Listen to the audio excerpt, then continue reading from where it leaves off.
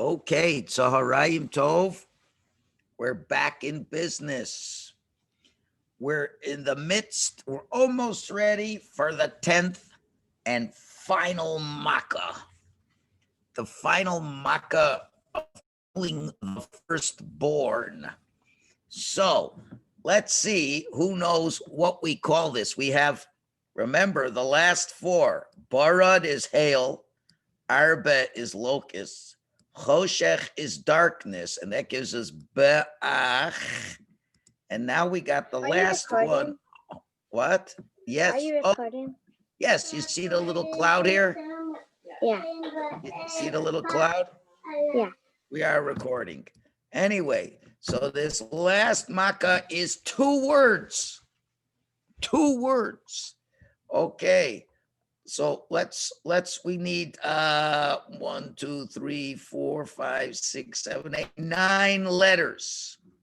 So what's going to be the first letter? Tehillah. Mem.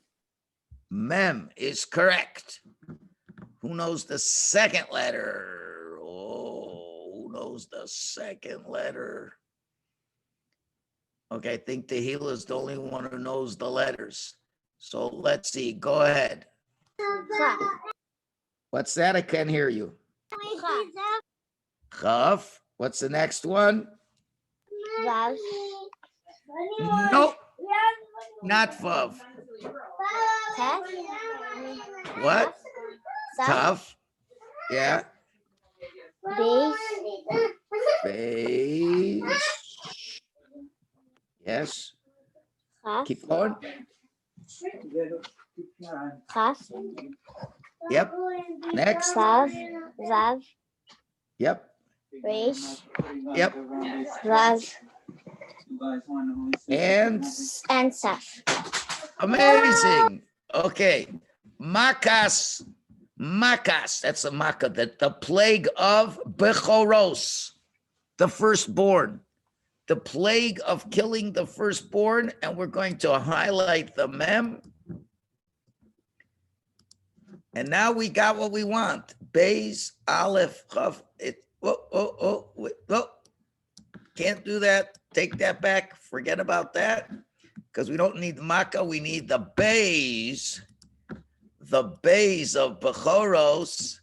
And that gives us the last letter, which is Beis. Be'achav. Be'achav. So these are, you remember the 10. Ditzach. That's the first 3. Adash. And Be'achav. If you can remember those 3 words, then you can remember all 10 of the Makkahs.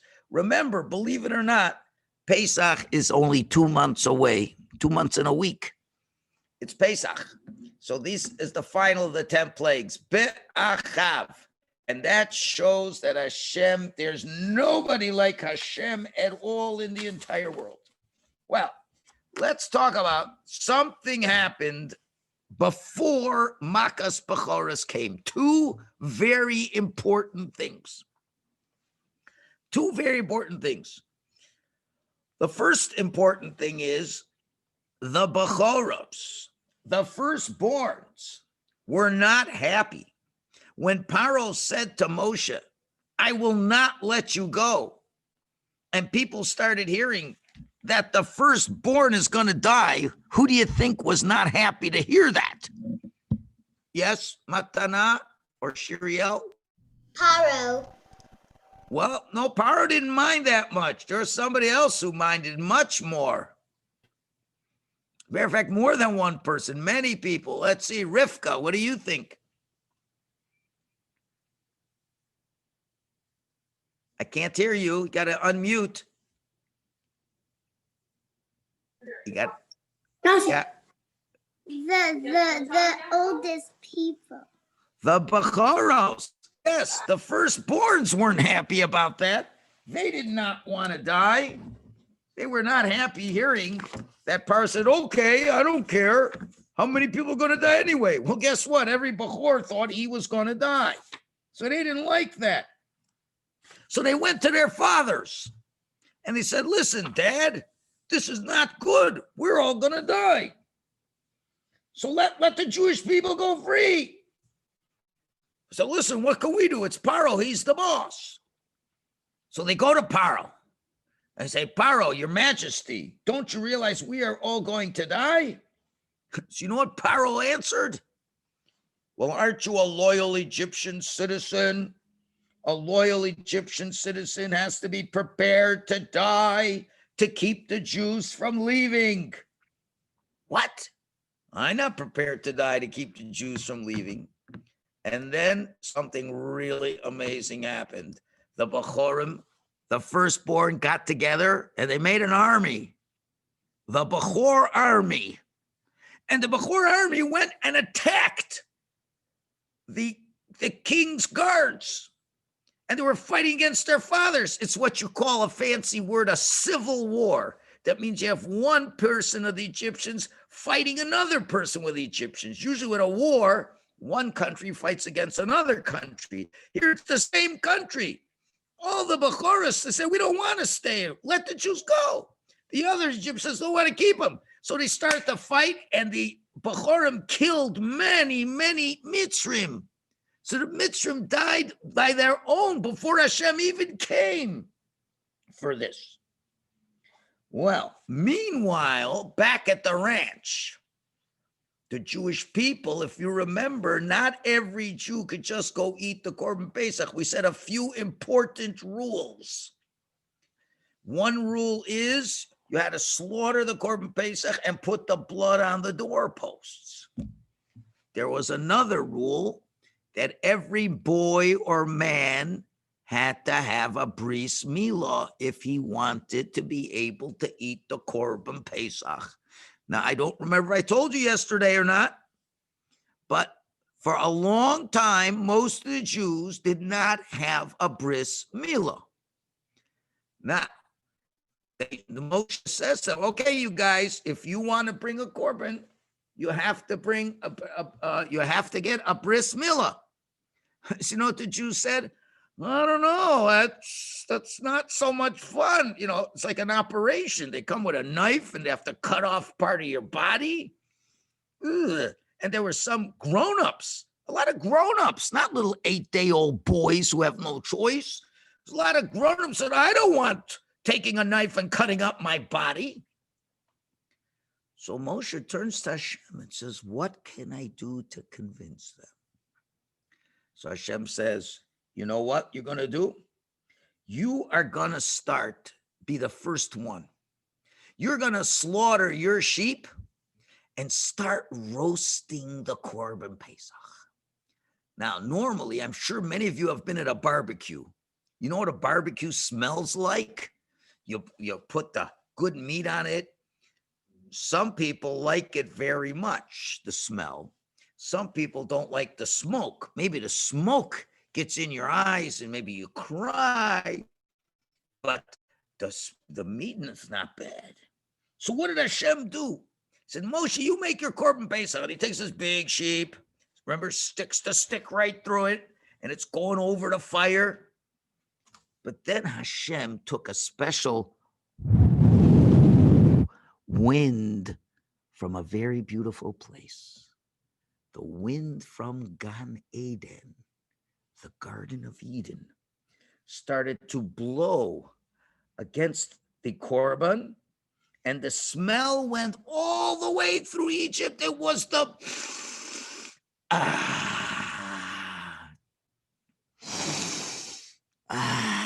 the most beautiful smell they ever smelled.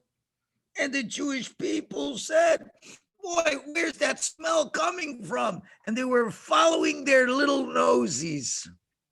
Their noses went, where's that smell coming from?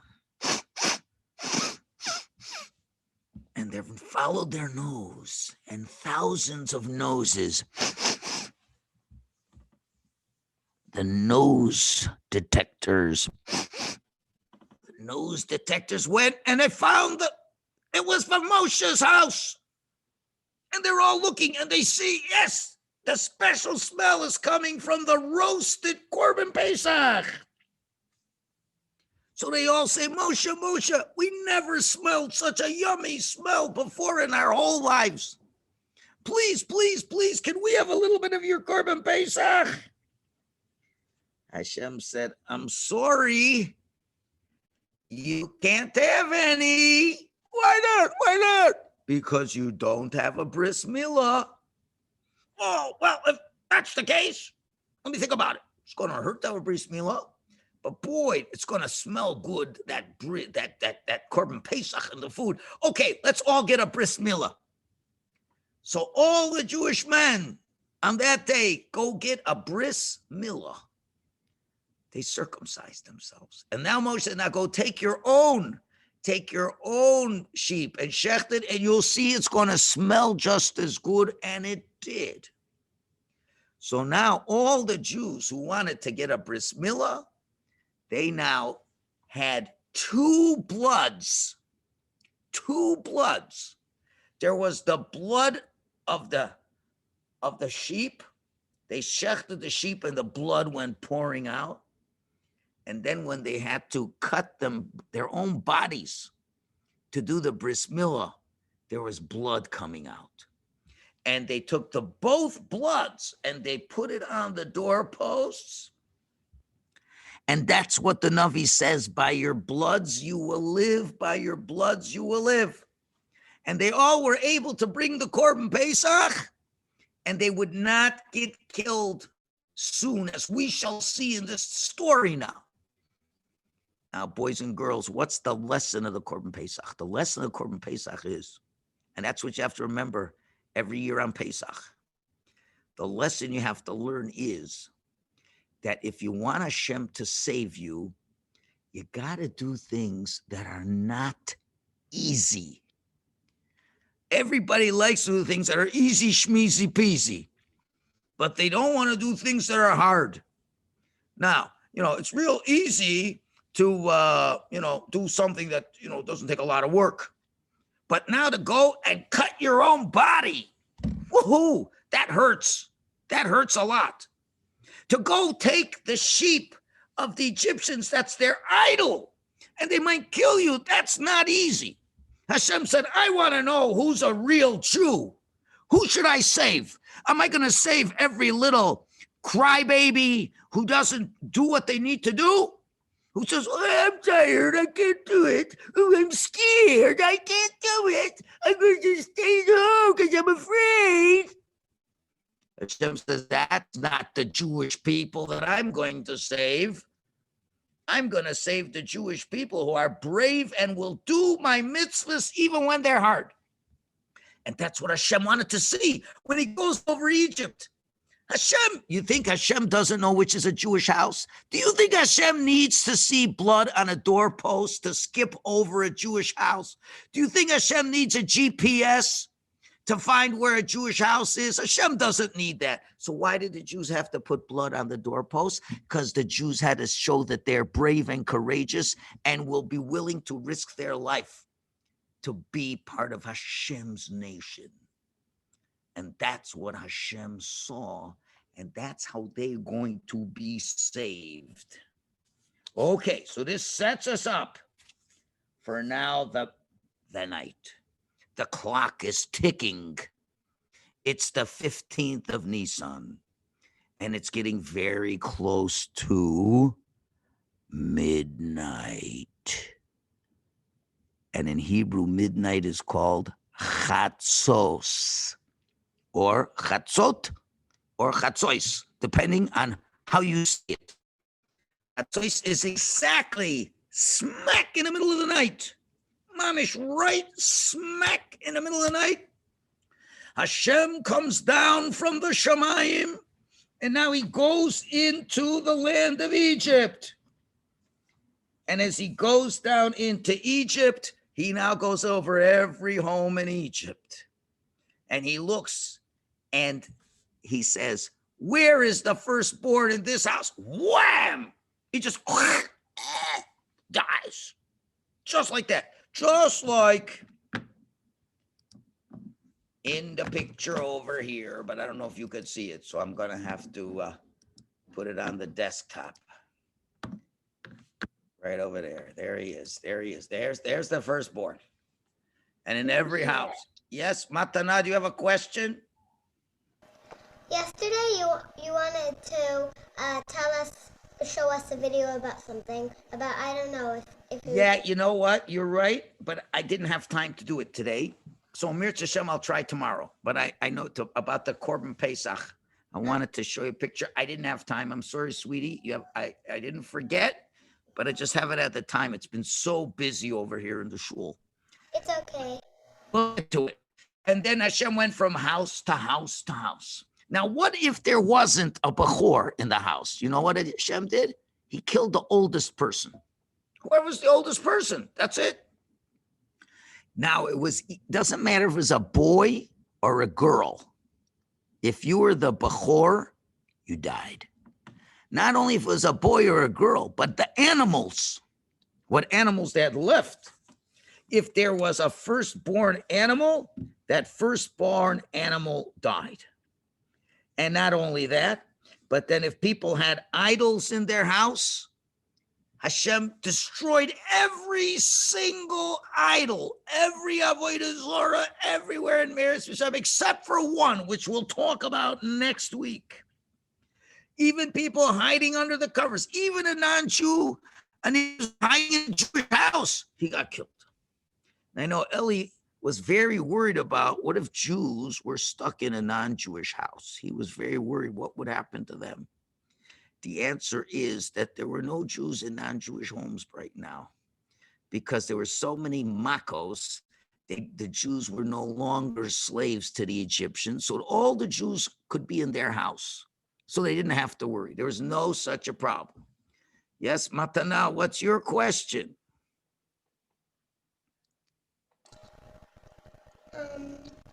I forgot. Okay, so then put your hand down until you really have a question to say. Okay, so they knocked out all the idols. They destroyed them. Now, remember we said yesterday, there was this old lady who heard what Moshe said. Here, put your hand down. I got to go ahead now. You got 2 chances. Now we got to just let me talk. Okay, and the lady said, hey, you're crazy. My firstborn is dead, so there's nothing to worry about. Well, you know what? She had to worry too, because when her son died, she made a big statue of her firstborn son that she loved more than the son anymore. Okay, so you know what happened? So what Hashem did, the dogs came into her house,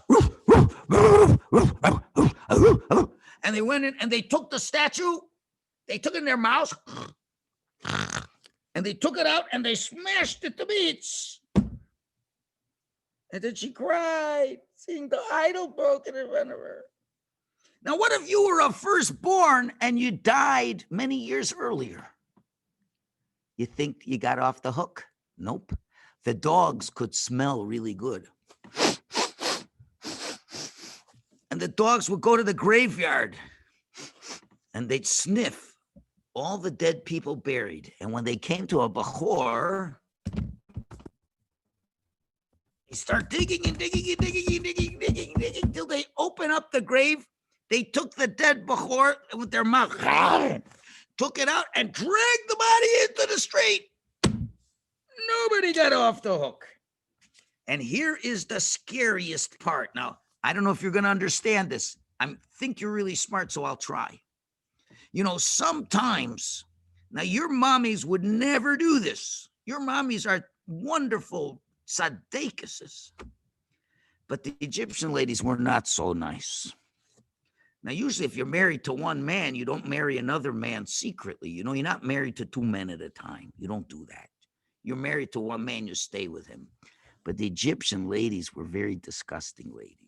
They'd be married to their husband, and then when they go away somewhere else, they'd marry another man.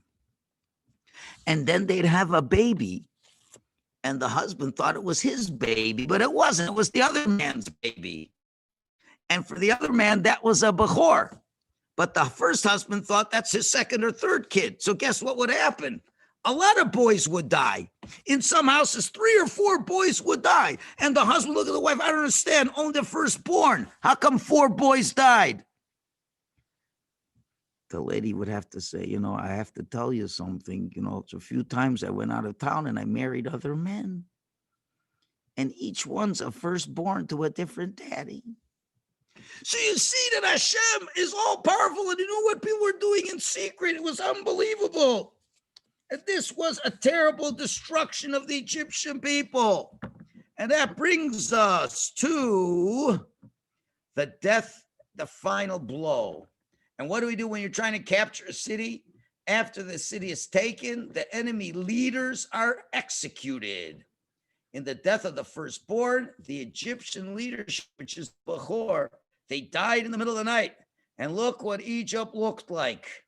Just crumbled up and destroyed.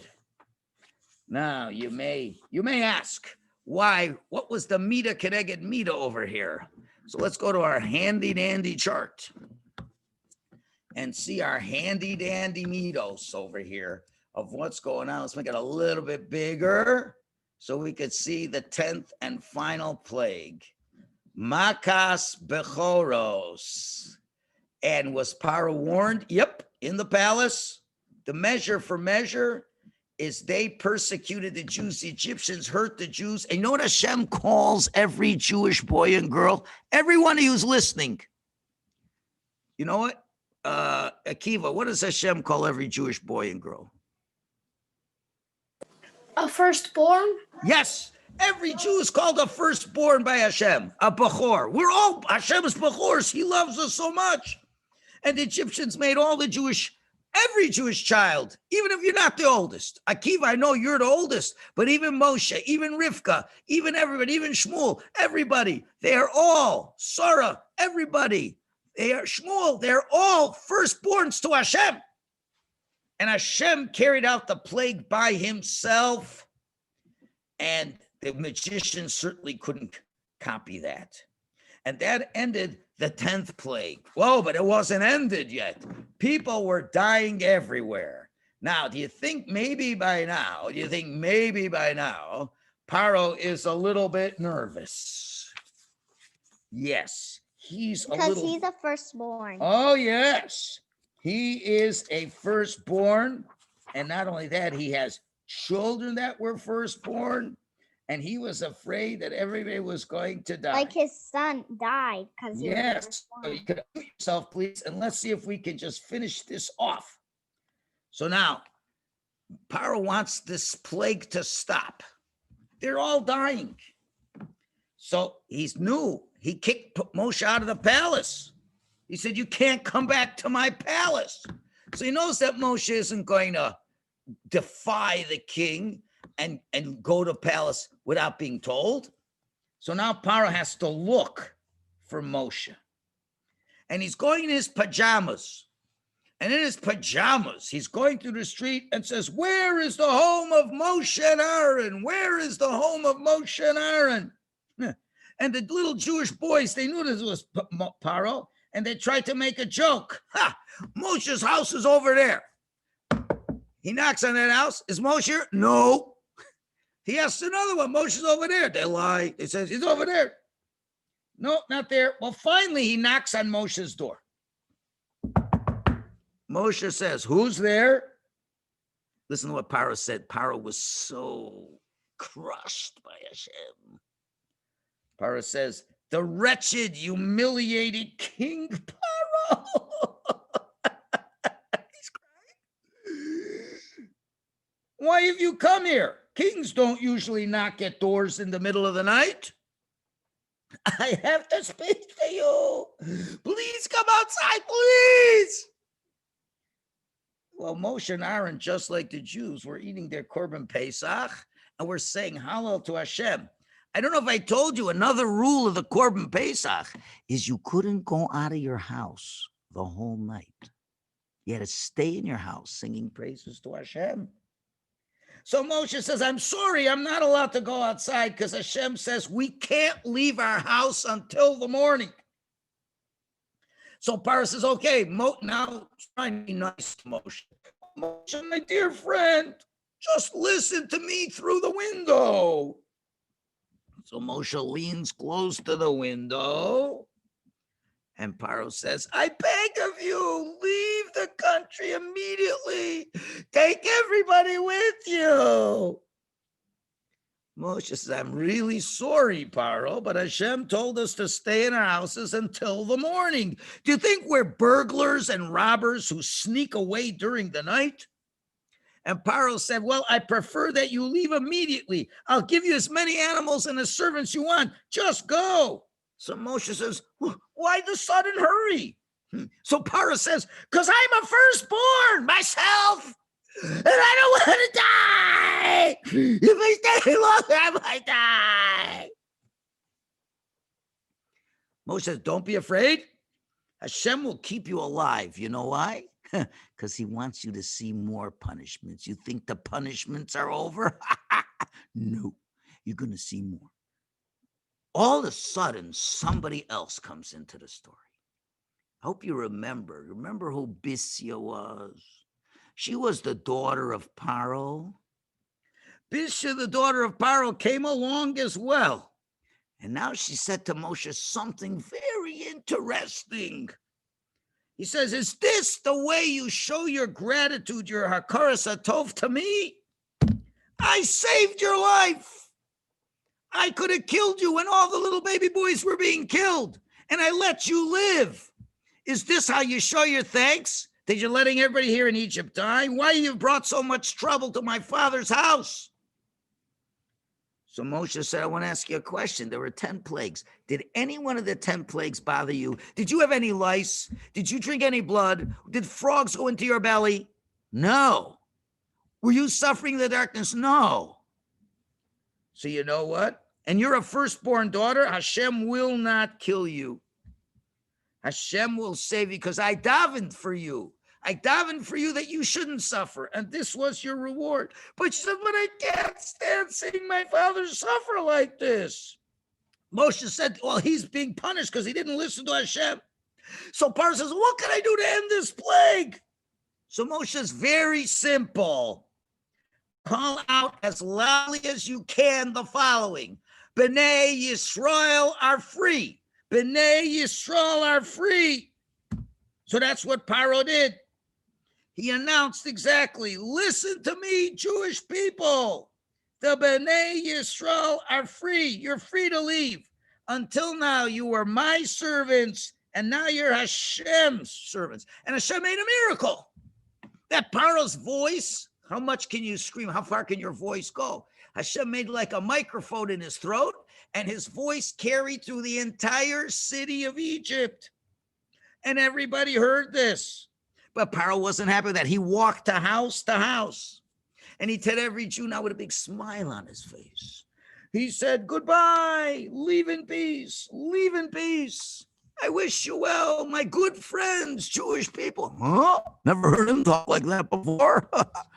Because he wanted the Jewish people to leave because he knew that everybody's going to die. But there was yet one more thing that had to happen before the Jews could leave. What was that? Well, Hashem said to Moshe, Moshe, do me a favor. I need a favor from you.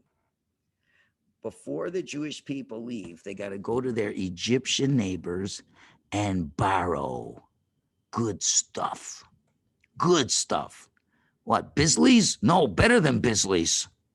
Potato chips, pizza, better than that. Gold and silver and money and animals and all that kind of stuff. And Moshe said, why? You know why? Because I made a promise to Abraham 400 years ago. I made a promise at the Bris Bein HaBesarim, at the covenant that I made with him, that the Jews would be slaves and they would suffer, but then they would leave, and they'd leave with a rechush gadol, with a great wealth. Now what's going to happen? You know what? You know what Avram seeing in Shemayim? Avram sees in Shemayim. He was watching in Shemayim for over 100 years. The Jews were suffering and suffering. And now he's looking from Shemayim. He sees this is the great day we're going out. And Hashem, Avram's going to have a complaint on me. I was going to say, Hashem, what's going on? The part of the promise that we're going to suffer, you did really well. Everybody suffered. But what about the part we go out of Egypt with a lot of wealth? Where's the wealth? So Moshe, tell every Jew to go to the Egyptians and borrow the money. Borrow everything. But borrow without planning on giving back. Isn't that not nice? Isn't that lying? Isn't that being a sneak? Can you imagine? Would you go to somebody's house, Ellie, and say, can I borrow some money? And you never plan on coming back? Would you do such a thing, Ellie? I don't think so. That's kind of sneaky, tricky lying. Why do you think Hashem would want them to do that? Now, that's the question I'm going to leave you with. I want you to think about that question. It's a very important question. And we're going to see what happens tomorrow if the Jews are brave enough to do it or not. Okay. So now everybody